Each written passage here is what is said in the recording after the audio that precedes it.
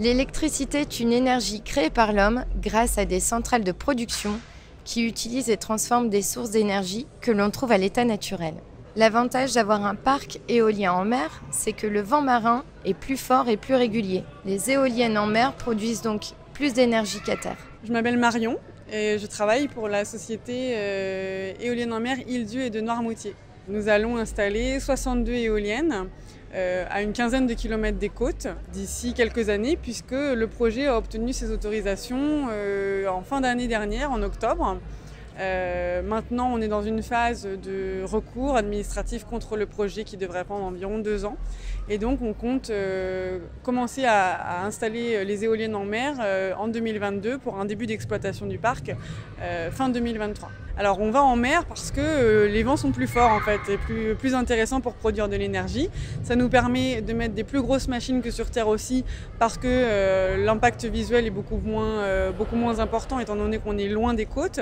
Qui dit plus grosse machine dit plus de production d'électricité. Et sur ce projet en l'occurrence, on va produire 1900 gigawattheures par an, ce qui représente la consommation d'électricité d'environ 790 000 personnes. En fait, elles sont à 12 km de l'Île-Dieu et une quinzaine de kilomètres de l'île de Noirmoutier. On les verra un petit peu quand même depuis la côte, selon la météo, selon l'endroit où on est. Ces projets donnent une capacité de production à la Vendée, mais ne participe pas à l'indépendance énergétique parce qu'en fait, l'électricité de ces projets-là est réinjectée sur le réseau national d'électricité.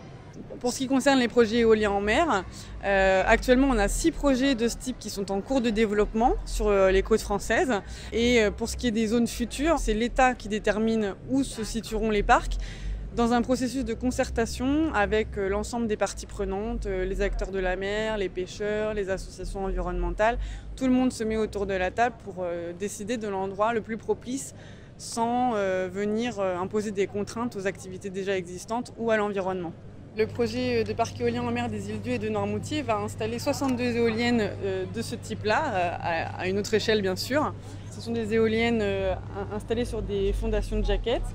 Et en bout de pale, quand on a vraiment, si vous regardez en haut de la pale, on atteint 202 mètres de haut.